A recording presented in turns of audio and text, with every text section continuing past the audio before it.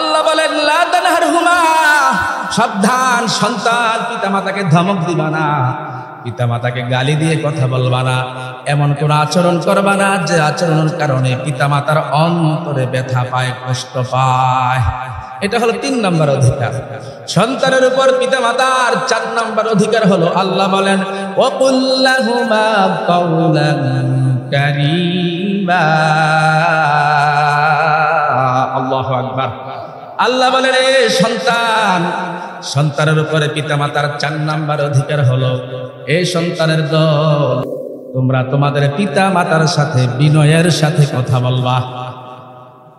উচ্চ স্বরে কর্কশ ভাষায় পিতা মাতার সাথে কথা বলবা না, অত্যন্ত আদব এহতেরামের সাথে, সম্মানের সাথে, ভদ্রতার সাথে, নম্রতা সহকারে পিতা মাতার সাথে কথাবার্তা বলবা।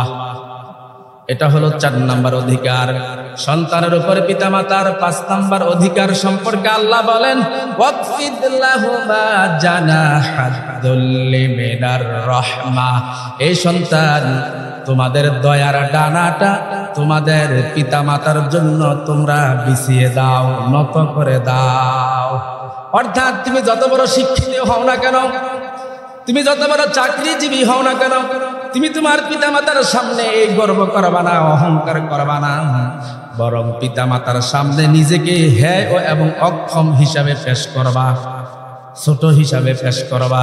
এজন্য আল্লাহ বলেন গোলাম, এই সন্তান, তোমার দয়ার যে ডানাটা আছে ওইটা পিতামাতার জন্য নম্রতা সহকারে বিছায়া দাও। وَقَضَى رَبُّكَ أَلَّا تَعْبُدُوا إِلَّا إِيَّاهُ وَبِالْوَالِدَيْنِ إِحْسَانًا إِمَّا يَبْلُغَنَّ عِندَكَ الْكِبَرَ أَحَدُهُمَا أَوْ كِلَاهُمَا فَلَا تَقُل لَّهُمَا أُفٍّ وَلَا تَنْهَرْهُمَا وَقُل لَّهُمَا قَوْلًا كَرِيمًا।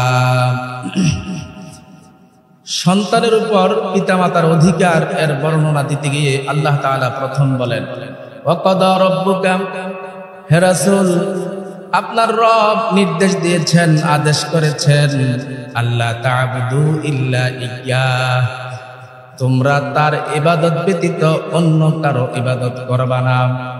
অর্থাৎ ইবাদত, উপাসনা হবে একমাত্র আল্লাহ তাআলার। যেহেতু আল্লাহ রাব্বুল আলামিন আমাকে আপনাকে সৃষ্টি করেছেন, আমি আর আপনি সবাই একদিন আল্লাহর কাছে ফিরে যেতে হবে। আর মাঝখানের যে সময়টা, ওইটার মধ্যে আল্লাহ তাআলাই আমাদেরকে রিজিকের ব্যবস্থা করে দিচ্ছেন।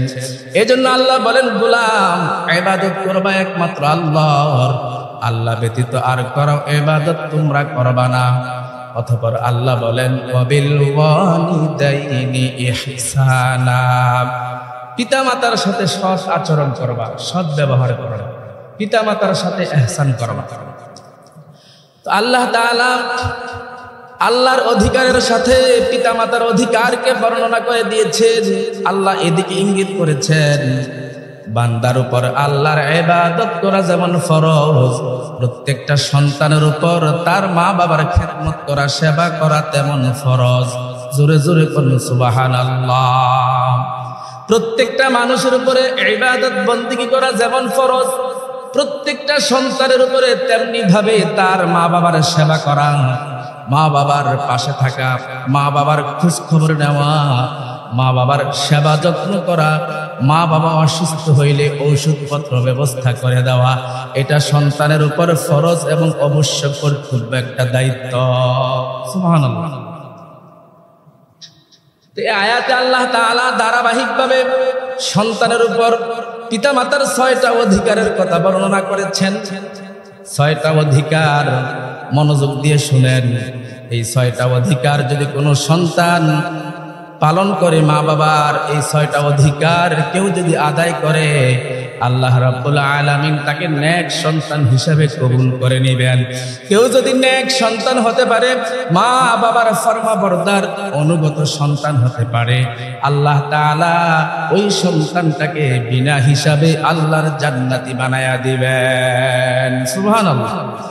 1 নম্বর অধিকার হলো সন্তানের উপর পিতামাতার 1 নম্বর অধিকার হলো, আল্লাহ বলেন ওয়াবিল ওয়ালিদাইনি ইহসানা, হে সন্তান, তোমরা তোমাদের পিতামাতাদের সাথে ইহসান করবা, অর্থাৎ সর্বদা তাদের সাথে ভালো আচরণ করবা, সৎ আচরণ করবা।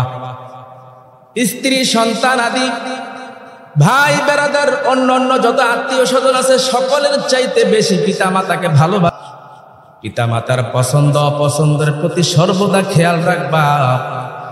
এই আদেশ যদি কেউ পালন করতে পারে তাহলে পিতামাতার সাথে সৎ আচরণ হবে। এটা হলো 1 নাম্বার অধিকার।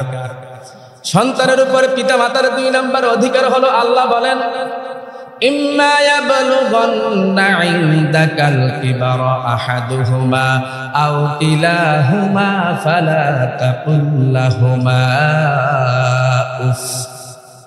হে সন্তান, তোমার উপর পিতামাতার 2 নাম্বার অধিকার হলো, আল্লাহ বলেন সন্তান, তোমার জীবদ্দশায় যদি তোমার মাতা পিতা উভয়ে অথবা যে কোনো একজন বার্ধক্য উপনীত হয়ে যায়, বুড়া হয়ে যায়, ফালা তাকুল লাহুমা উফিন, সন্তান সাবধান, তুমি তোমার পিতা মাতাকে উফ শব্দটা পর্যন্ত বলবা না।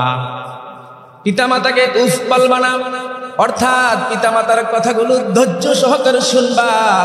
মা বাবা যখন বৃদ্ধ হয়ে যায়, বয়স্ক হয়ে যায়, ছোট ছোট শিশুদের মতো কথাবার্তা বলে, এক কথা বারবার বলে, এক কথা বারবার বলে, এক প্রশ্ন বারবার করে।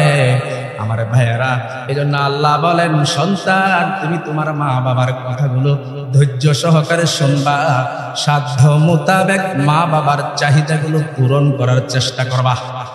সাবধান, মা বাবার কথা শুনতে গিয়ে, মা বাবার চাহিদা পুরো করতে গিয়ে সন্তান তোমার জবান দিয়ে যেন উহা জাতীয় কোনো শব্দ, এমন কোনো ভাব যেন তোমার দ্বারা প্রকাশ না পায়। এটা হলো 2 নাম্বার অধিকার।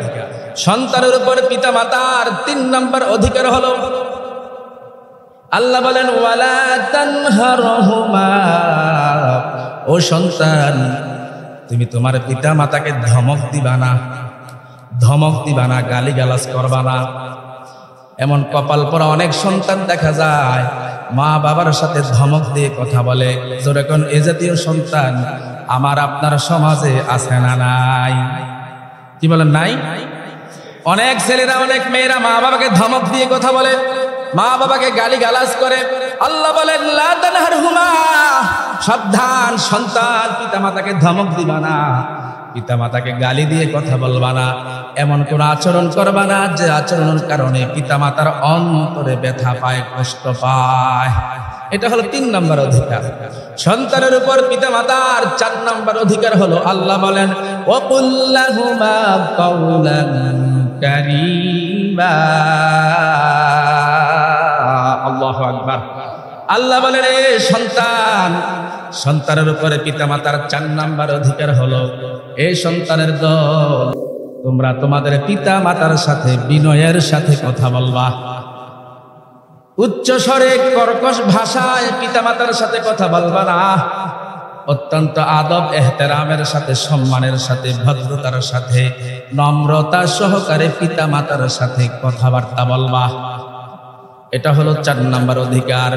সন্তানের উপরে পিতা মাতার 5 নাম্বার অধিকার সম্পর্কে আল্লাহ বলেন ওয়াকফিদ লাহুমা জানাহাদ-দুল্লি মিনার রাহমা। এই সন্তান, তোমাদের দয়ার ডানাটা তোমাদের পিতা মাতার জন্য তোমরা বিছিয়ে দাও, নত করে দাও। অর্থাৎ তুমি যত বড় শিক্ষিত হও না কেন, তুমি যত বড় চাকরিজীবী হও না কেন, তুমি তোমার পিতা মাতার সামনে এই গর্ব করবা না, অহংকার করবা না, বরং পিতা মাতার সামনে নিজেকে হ্যায় এবং অক্ষম হিসাবে পেশ করবা, ছোট হিসাবে পেশ করবা। এজন্য আল্লাহ বলেন গোলাম, এই সন্তান, তোমার দয়ার যে ডানাটা আছে ওইটা পিতা মাতার জন্য নম্রতা সহকারে বিছায়া দাও, নত করে দাও। ভাবসাব দেখায়া চলবা না পিতা মাতার সাথে। তুমি বড় চাকরি করো, বড় শিক্ষিত, এই ভাব কোন সন্তান যেন তার মা বাবার সাথে না দেখায়। মা বাবা যত মূর্খই হোক না কেন, মা বাবা যত অশিক্ষিতই হোক না কেন, সন্তান বড় যত বড় শিক্ষিতই হোক না কেন, সন্তান যত বড় অফিসারই হোক না কেন, এই সন্তান তুমি তোমার অফিসারগিরির যে ভাব আছে, তোমার যে চাকরির যে ভাব আছে, অর্থ সম্পদের যে অহংকার, গৌরব ভাব, এগুলো মা বাবার সামনে দেখাইবা না। আল্লাহ তাআলা বলছেন মিনার রহমা, এটা যেন আন্তরিকতার সাথে হয়। অর্থাৎ পিতামাতার সাথে আপনি ভালো আচরণ করবেন, পিতামাতার সেবা করবেন, পিতামাতার খোঁজ খবর রাখবেন, যত্ন করবেন, এটা যেন আন্তরিকতার সাথে হয়। এটা যেন কেবলমাত্র শুধুমাত্র মানুষকে দেখানোর জন্য না হয়। আপনার আত্মীয় স্বজন আপনাকে বলবে ছেলেটা মা বাবার অনুগত, আপনার প্রতিবেশী আপনাকে বলবে ছেলেটা মা বাবার অনুগত। মানুষকে দেখানোর জন্য, মানুষকে শোনানোর জন্য মা বাবার সেবা করলে হবে না, এটা অন্তর থেকে হতে হবে। আল্লাহ তাআলা বলেন এটা হলো 5 নাম্বার অধিকার সন্তানের উপর পিতামাতার। সন্তানের উপর পিতামাতার 6 নাম্বার অধিকার সম্পর্কে আমার আল্লাহ বলেন ওকুর রব্বিরহামহুমা কামা রব্বায়ানি সগীরা। সন্তান, তোমার মা বাবা যদি মারা যায়, মৃত্যুবরণ করে, কবরের পাশে দাঁড়ায়া দোয়া করবা রব্বিরহামহুমা কামা রব্বায়ানি সগীরা। হে আমার রব, আমার প্রতিপালক, আমার মা বাবার উপর তুমি দয়া করো, যেমন তারা শৈশবকালে আমাকে দয়া মায়া সহকারে সেবা যত্ন করেছেন, আদর করেছেন, লালন পালন করেছেন। আল্লাহ, আমার মা বাবার উপর তেমন দয়া করো, অনুগ্রহ করো। সুবহানাল্লাহ বলেন। আল্লাহ তাআলা এটার দ্বারা বুঝাইতে চান, শুধু জীবদ্দশায় মা বাবার খেদমত করলেন, জীবদ্দশায় মা বাবার খোঁজ খবর রাখলেন, জীবদ্দশায় মা বাবার ওষুধপত্র আপনি কিনে দিলেন, মা মরে গেছে, বাবা মরে গেছে, আপনি বাবা মায়ের জন্য দোয়া করলেন না, আল্লাহর কাছে প্রার্থনা করলেন না, তাহলে মা বাবার হক আদায় হবে না। আমার আল্লাহ বলেন গোলাম, এই সন্তান, তোমার মা বাবার জীবদ্দশায় যেমন তুমি সেবা করবা, মা বাবা মৃত্যুবরণ করলে, কবর দেশে চলে গেলে তুমি তোমার মা বাবার জন্য দোয়া করবা। সুবহানাল্লাহ বলেন। ভাইরা আমার, এই হলো 6টা অধিকার সন্তানের উপর পিতামাতার। সন্তানের উপর পিতামাতার অধিকার সম্পর্কে আল্লাহর হাবিব সাল্লাল্লাহু আলাইহি ওয়াসাল্লাম হাদিস শরীফে বর্ণনা করেছেন। হাদিসটা বর্ণনা করেছেন আল্লাহর নবীর প্রখ্যাত একজন সাহাবী হযরত আব্দুল্লাহ রাদিয়াল্লাহু তাআলা আনহু। হযরত আব্দুল্লাহ রাদিয়াল্লাহু তাআলা আনহু বলেন, সাআলতুন নবিয়্য সাল্লাল্লাহু আলাইহি ওয়াসাল্লাম, আমি আল্লাহ নবী রাহমাতুল লিল আলামিন সাল্লাল্লাহু আলাইহি ওয়াসাল্লামকে আমি প্রশ্ন করলাম, জিজ্ঞেস করলাম, আইয়ুল আমালি আহাব্বু ইলাল্লাহি তাআলা, ইয়া রাসূলুল্লাহ, ইয়া হাবিবাল্লাহ, আল্লাহর নিকট সবচেয়ে প্রিয় আমল কোনটা? আল্লাহ তাআলার কাছে সবচেয়ে পছন্দের আমল, প্রিয় আমল কোনটা? আল্লাহর হাবিব বললেন, আস-সালাতু আলা ওয়াক্তিহা, ওয়াক্ত মতো নামাজ পড়া আল্লাহর কাছে সবচাইতে প্রিয় আমল। অনেক মানুষ দেখবেন ফজরের নামাজ পড়ে সূর্য উদিত হওয়ার পর, আবার অনেক মহিলারা দেখবেন জোহরের নামাজ পড়ে আসরের ওয়াক্ত হইলে, আবার আসরের নামাজ আদায় করে এরা সূর্য অস্ত যাওয়ার সময়, আর মাগরিবের নামাজ আদায় করে এশার নামাজের সময়। আল্লাহ বলেন, আল্লাহর নবী বলেন, এমনটা যেন না হয়, বরং প্রত্যেকটা নামাজের জন্য নির্ধারিত ওয়াক্ত, জোরে কোন আছে না নাই? প্রত্যেকটা নামাজের জন্য নির্ধারিত ওয়াক্ত আছে না নাই? আল্লাহ বলেন, ইন্নাস সালাতা কানাত আলাল মুমিনিনা কিতাবাম মাওউতা। আল্লাহু আকবার।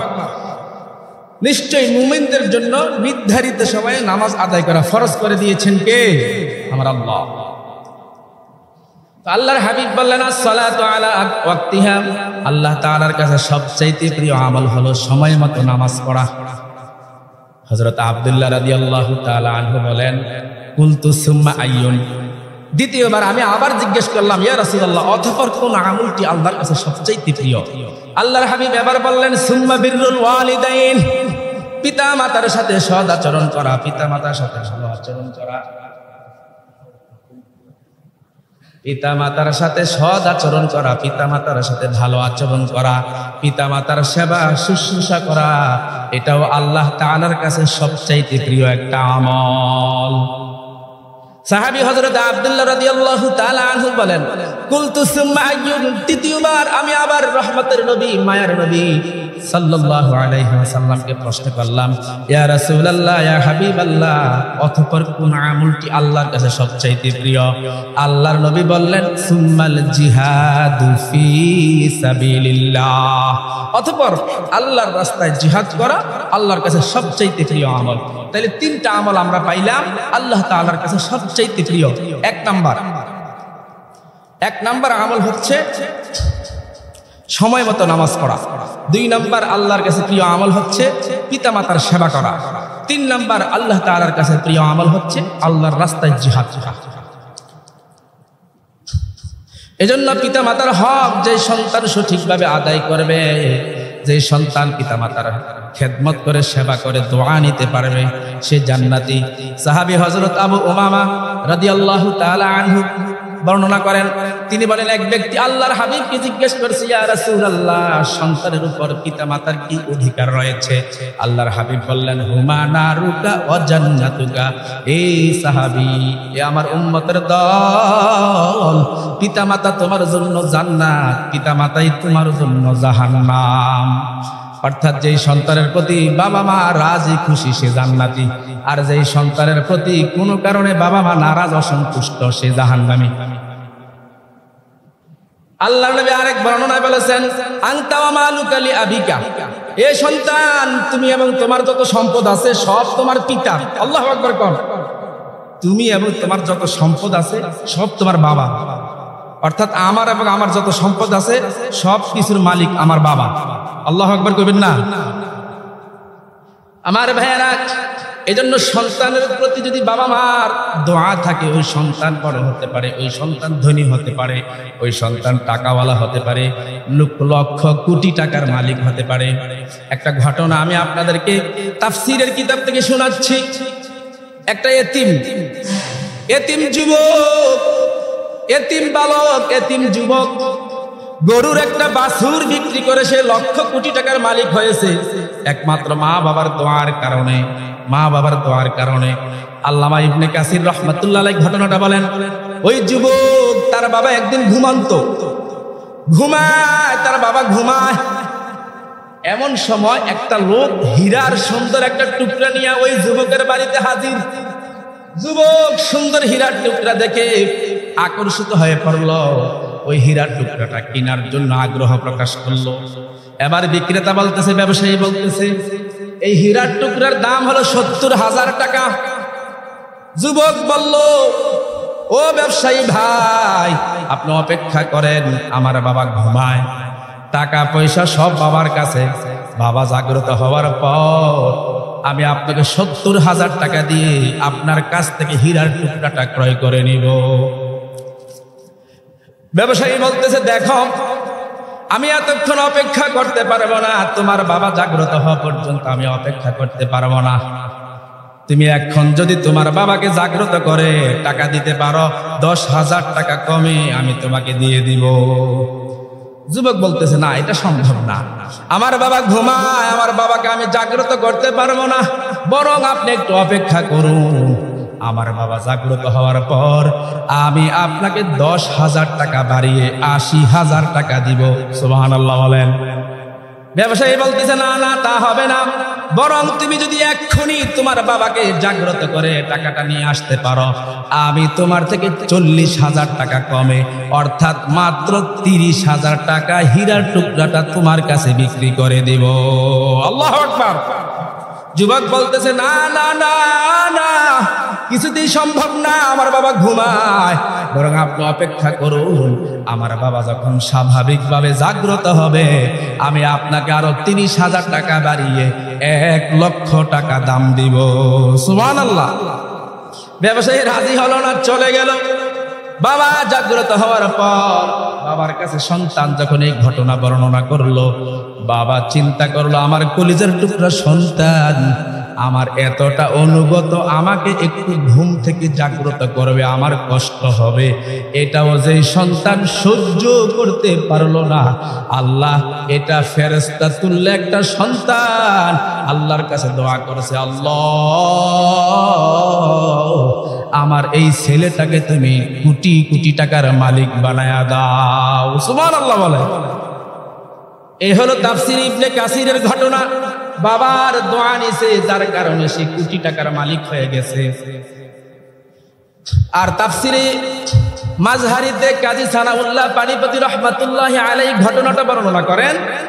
এই যুবক তার বাবা অত্যন্ত নেককার আল্লাহওয়ালা বুজুর্গ মানুষ ছিল। ভাইরা আমার, ওই বুজুর্গ আল্লাহওয়ালা লোকটা চিন্তা করলো, আমার কলিজার টুকরা ছেলেটা মাত্র ছোট শিশু সন্তান।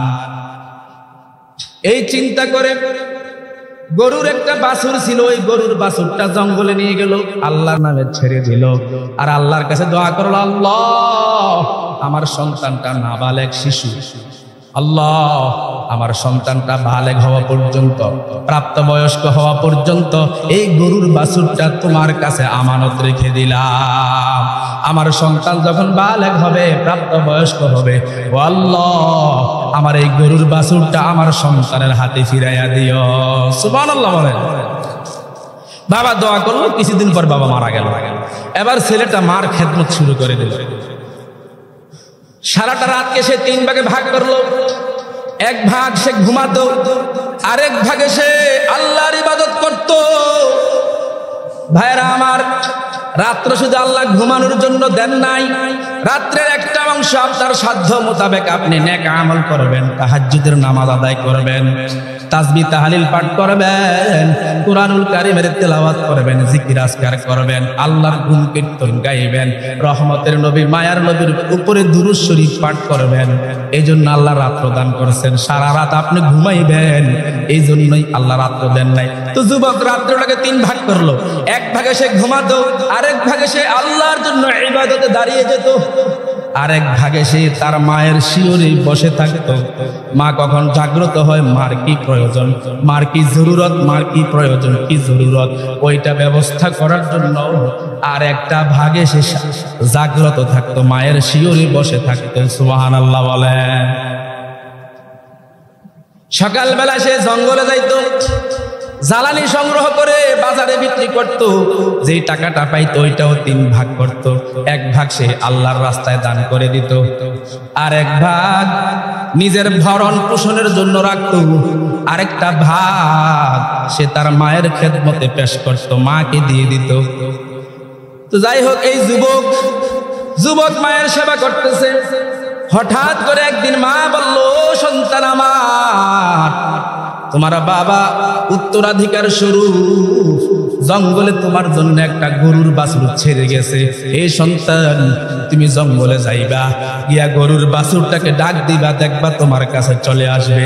মা, আমি কিভাবে ডাক দিব? বলে, ডাক দিবা, হে ইব্রাহিমের উপাস্য, হে ইসহাক আলাইহিস সালামের উপাস্য, আমার জন্য সংরক্ষিত যেই গরুর বাছুরটা তোমার কাছে আমানত রাখা হয়েছে, আল্লাহ ওই গরুর বাছুরটা তুমি আমাকে ফিরাইয়া দাও। এভাবে যখন তুমি ডাক দিবা, দেখবা তোমার কাছে গরুর বাছুরটা চলে আসবে। আমার ভাইয়েরা, যুবক মার কথা মতো জঙ্গলে গেছে, গিয়ে ডাক দিছে, হে ইব্রাহিম, ইসহাক আলাইহিস সালাতু ওয়াস সালামের উপাস্য, আল্লাহ তোমার কাছে আমার বাবা যে গরুর বাছুরটা আমানত রাখছে, ওইটা আমার কাছে ফেরত দাও। যেই মাত্র যুবক ডাক দিছে, সাথে সাথে দ্রুত গতিতে গরুর বাছুরটা ওই যুবকের সামনে এসে হাজির হয়ে গেছে। আল্লাহু আকবার। ভাইরা আমার, এবার যুবক গরুর বাছুরটার ঘাড় ধরলেন, আদর করতে লাগলেন। গরুর জবান খুলে গেল। আমার ভাইয়েরা, আমরা তো এই জবান দিয়ে কথা বলি, এই জবান দিয়ে কথা বলার শক্তি যিনি দান করেছেন তিনি কে? পৃথিবীতে অনেক মানুষ আপনার মতো আমার মতো জিহ্বা আছে, কিন্তু নেড়ে চেড়ে কথা বলতে পারে না, মনের ভাব প্রকাশ করতে পারে না। এরকম বোবা মানুষ আছে না নাই? জোরে কন। আছে। ভাইয়েরা আমার, ওই গরুকে, এগুলো হলো নির্বাক প্রাণী, এরা কথা বলতে পারে না, কিন্তু আল্লাহ চাইলে এরাও কথা বলার শক্তি, জোরে কোন আছে না নাই? গরু এবার কথা বলতেছে, যুবক, এ সন্তান, মার খেদমত গুজার সন্তান, তুমি আমার পিঠে আরোহণ করো, আমি তোমাকে বহন করে নিয়ে চলি। যুবক বলতেছে, না না না, আমার মা নিষেধ করেছেন আমি যেন তোমার পিঠে আরোহণ না করি, মা আমাকে নিষেধ করেছেন।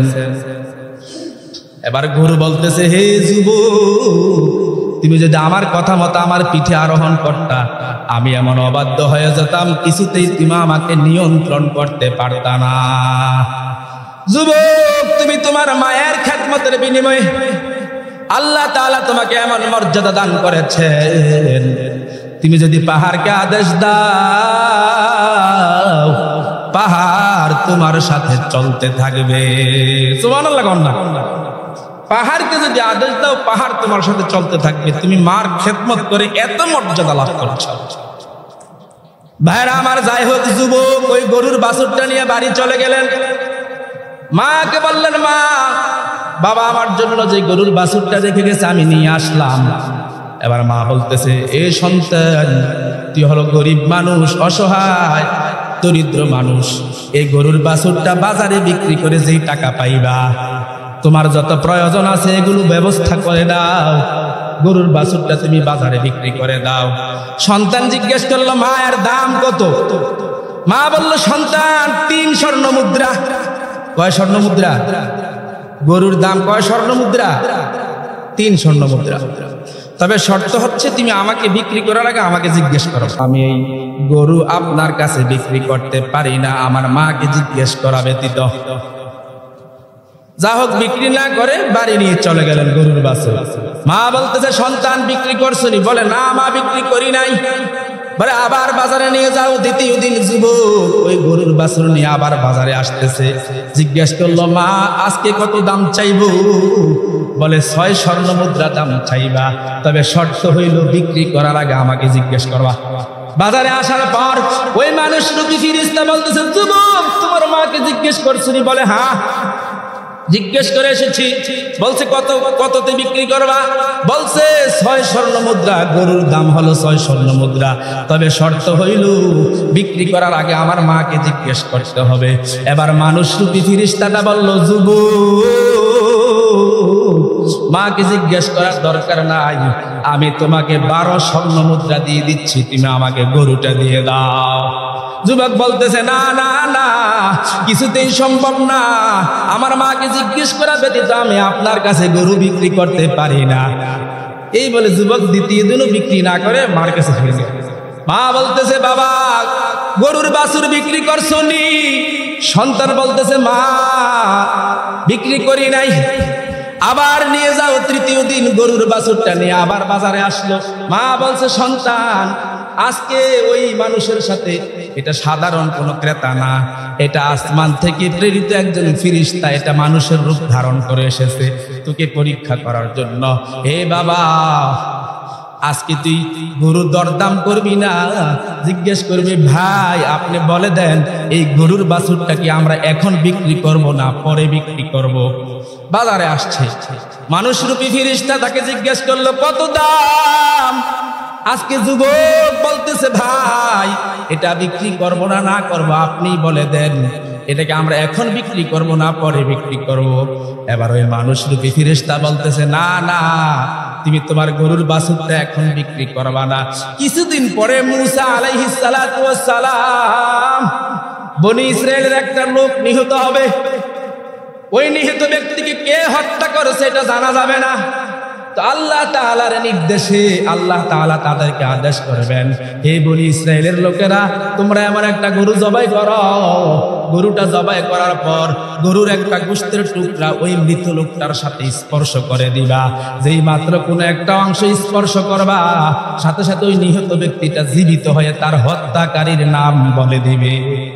আল্লাহ বলেন, ফাকুল্লা তুরিবুহু বিবাদিহা কাযালিকা ইউহয়িল্লাহুল মাউতা।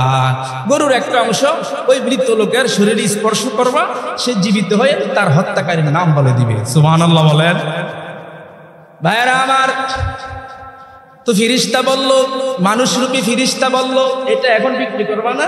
কিছুদিন পরে মূসা আলাইহিস সালাম বনি ইসরাইলের হত্যাকারীর, নিহত ব্যক্তির হত্যাকারীর পরিচয় জানার জন্য তোমার গরুটা কিনে নিবে। আর এটার দাম হবে, এটা জবাই করার পর চামড়াটা বিছানোর পরে এই চামড়ার মধ্যে যত স্বর্ণ মুদ্রা ধরবে তত স্বর্ণ মুদ্রা হচ্ছে এই গরুর দাম। সুবহানাল্লাহ বলবেন না? ভাইরা আমার, এদিক দিয়ে আল্লাহ বনি ইসরাইলকে নির্দেশ দিলেন, তোমরা যদি নিহত ব্যক্তির হত্যাকারীর পরিচয় জানতে চাও, তাইলে তোমরা একটা গরু বাছুর জবাই করবা, এর একটা অংশ তাকে স্পর্শ করবা, সে জীবিত হয়ে নাম বলে দিবে। আল্লাহ তাআলা গরুর এমন শর্ত দিয়া দিলেন, গরুটার বয়স কেমন হবে, রং কেমন হবে, আকার আকৃতি কেমন হবে, আল্লাহ তাআলা এমন শর্ত দিয়া দিলেন। বনি ইসরায়েলের লোকেরা সারা দুনিয়া খোঁজ করে, ওই যুবকের গরু ব্যতীত আর কোন গরু পেল না। সুবহানাল্লাহ। দেখলো এই যুবকের গরুটাই মিলে আল্লাহর শর্তের সাথে, তখন তারা এটা ক্রয় করলো, তার থেকে চামড়া ভর্তি স্বর্ণ মুদ্রার বিনিময়ে গরু ক্রয় করলো, মৃত ব্যক্তিকে স্পর্শ করলো, মৃত ব্যক্তি জীবিত হয়ে হত্যাকারীর নাম বলে দিল।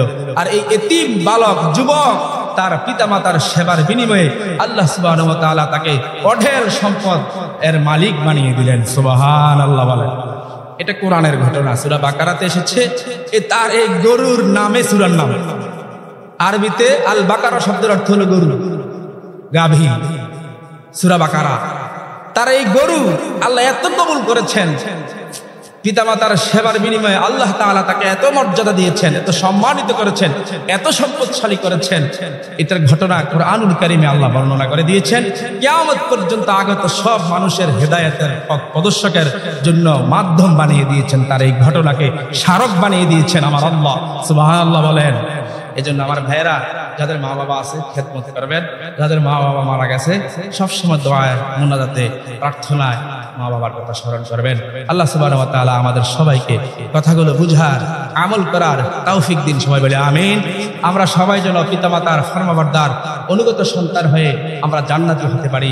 আল্লাহ যেন আমাদেরকে মা বাবার সেবা করে, মা বাবার দোয়া নিয়ে আমরা যেন জান্নাতি হতে পারি। আল্লাহ যেন আমাদেরকে সেই তৌফিক দিন। সবাই বলে আমিন।